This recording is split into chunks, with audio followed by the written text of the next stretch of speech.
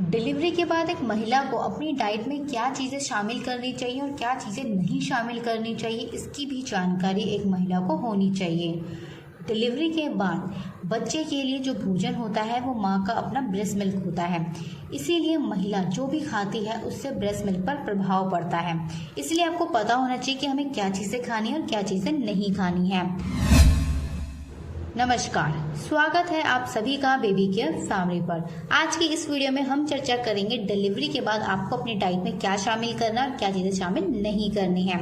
Video पसंद आए तो प्लीज़ वीडियो को लाइक कर अपने दोस्तों के साथ शेयर ज़रूर कीजिएगा। तो आइए अपनी वीडियो को हम स्टार्ट करते हैं। डिलीवरी के बाद कई बार जो ब्रेस्ट मिल्क है वो 3 से 4 दिन तक नहीं बनता और ना ही निकलता है। तो ऐसा नहीं है कि इस चीज़ से आपको डरना है या घबराना है या टेंशन लेनी है। आपको अपनी डाइट पे, अपने फूड पर ध्यान देना है और अपनी ब्रेस्ट मिल्क सप्लाई को बढ़ाना है। इसके लिए एक महिला का शांत रहना बहुत ज़रूरी है। तो आइए जानते हैं वो कौन कौन सी चीज़ें हैं जो आपको अपनी डाइट में शामिल करनी है। नंबर 1, डिलीवरी के बाद आपको अपनी डाइट में फाइबर युक्त भोजन शामिल करना चाहिए, जिसके लिए आप अपनी डाइट में अनाजों को शामिल कर सकते हैं, आप फलों को शामिल कर सकते हैं, आप सब्जियों को शामिल कर सकते हैं। आपको दलिया अपनी डाइट में शामिल करना चाहिए। आप मूंग की दाल को अपनी डाइट में शामिल कर सकते हैं। मूंग की दाल में प्रोटीन की मात्रा बहुत अधिक होती है जो आपके ब्रेस्ट मिल्क सप्लाई को बढ़ाने में आपकी मदद करती है। साथ ही आप मलका की दाल भी ले सकते हैं। आपको कुछ ऐसी दालें लेनी चाहिए जो आपकी हेल्थ के लिए अच्छी हों और ब्रेस्ट मिल्क सप्लाई को बढ़ाएं। साथ ही कुछ दालों से गैस बनती है जिनको आपको अपनी डाइट में शामिल नहीं करना चाहिए।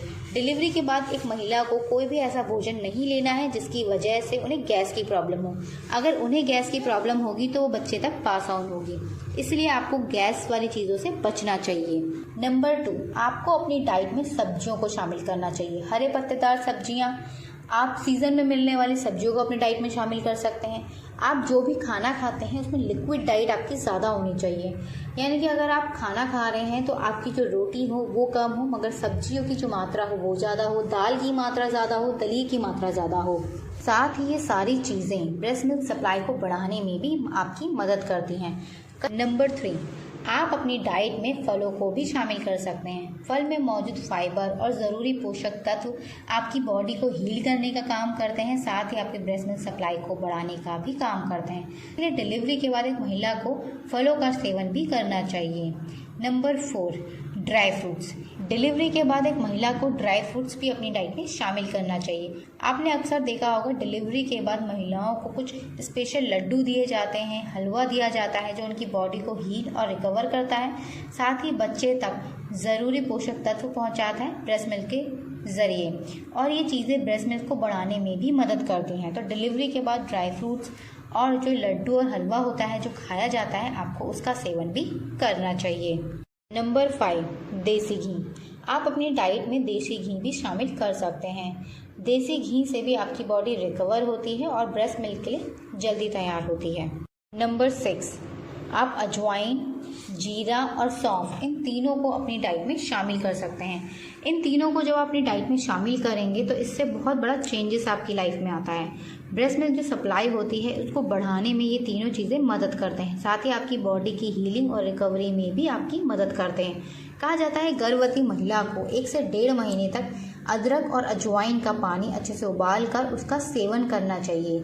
ऐसा करने से रिकवरी में बहुत जल्दी मदद मिलती है। आपके पेट को वापस से कम होने में भी मदद मिलती है और ब्रेस्ट मिल्क सप्लाई उसे बढ़ने में भी मदद मिलती है। इसीलिए आप 1 से 1.5 महीना अदरक और अजवाइन के पानी का सेवन कर सकते हैं।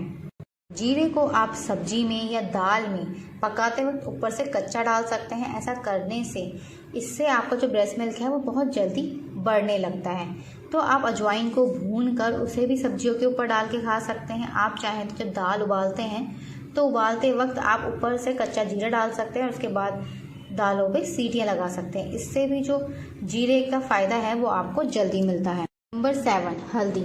आपको अपनी डाइट में हल्दी भी शामिल करनी चाहिए। हल्दी भी आपकी बॉडी को रिकवरी और आपके ब्रेस्ट मिल्क को बढ़ाने में बहुत मददगार होती है।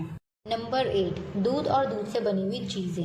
ये भी आपके ब्रेस्ट मिल्क को बढ़ाने में आपकी मदद करती हैं। साथ ही महिला को डिलीवरी के बाद अपनी आयरन, कैल्शियम और मल्टीविटामिन्स की टैबलेट्स को नहीं कम करना चाहिए। कई बार हम डिलीवरी के बाद अपनी आयरन, कैल्शियम और मल्टीविटामिन्स की जो टैबलेट्स हैं वो लेना बंद कर देते हैं, उसे छोड़ देते हैं, मगर हमें ऐसा नहीं करना चाहिए। जब तक हम ब्रेस्ट फीडिंग करवाते हैं या जब तक हमारे बच्चा ब्रेस्ट मिल्क लेता है तब तक हमें ये सारी चीज़ें लेनी चाहिए। अगर हम ये चीज़ें नहीं लेते तो हमारे शरीर में कमज़ोरी हो जाती है और हमारी बॉडी में पेन होना शुरू हो जाता है। अगर आप मेडिसिन नहीं लेना चाहते, दवाइयाँ नहीं लेना चाहते, तो आप डॉक्टर की मदद से ऐसी डाइट ले सकते हैं जिसमें आयरन, कैल्शियम और मल्टीविटामिन्स की सही मात्रा आपको मिल सके। नंबर 8, मेथी। आप अपनी डाइट में मेथी को भी शामिल कर सकते हैं। मेथी भी आपकी बॉडी को हील करने का काम करती है, रिकवर करने का काम करती है और साथ ही उसमें मौजूद पोषक तत्व आपके बच्चे तक ब्रेस्ट फीडिंग को बढ़ाने में आपकी मदद करते हैं। तो आप मेथी दाने का भी इस्तेमाल कर सकते हैं। आप चाहें तो मेथी के जो पत्ते होते हैं उनकी सब्जियां भी बनाकर खा सकते हैं। अब बात करते हैं कि आपको अपनी डाइट में क्या चीज़ें शामिल नहीं करनी चाहिए। डिलीवरी के बाद एक महिला को अपने भोजन में बहुत ज़्यादा मसालों का इस्तेमाल नहीं करना चाहिए, बहुत ज़्यादा तेल का इस्तेमाल नहीं करना चाहिए। साथ ही ऐसी चीज़ें खाने से बचना चाहिए जिनकी वजह से उन्हें गैस की प्रॉब्लम हो। आपको कम से कम 1 से 1.5 महीना ऐसा कोई भी भोजन नहीं लेना है जिससे आपको गैस की प्रॉब्लम हो। साथ ही बाहर का कोई भी अनहेल्दी फूड आपको खाने से बचना चाहिए।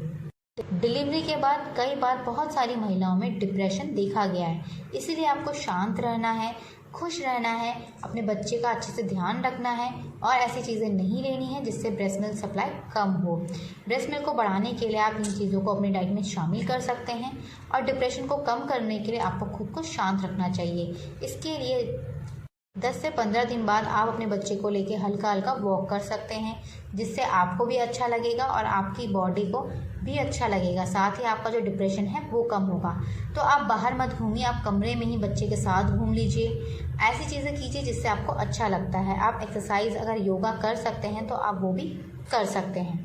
साथ ही आपको अपने डॉक्टर से कांटेक्ट करना है। कोई भी दर्द अगर आपको महसूस होता है या कोई भी चीज़ आपको ऐसी महसूस होती है जिससे आपकी टाँकों में दर्द हो रहा है या आपकी अगर नॉर्मल डिलीवरी हुई है, आपका वर्जाइनल कट लगा है, वहाँ पे आपको प्रॉब्लम हो रही है, तो आपको तुरंत डॉक्टर के पास जाना चाहिए।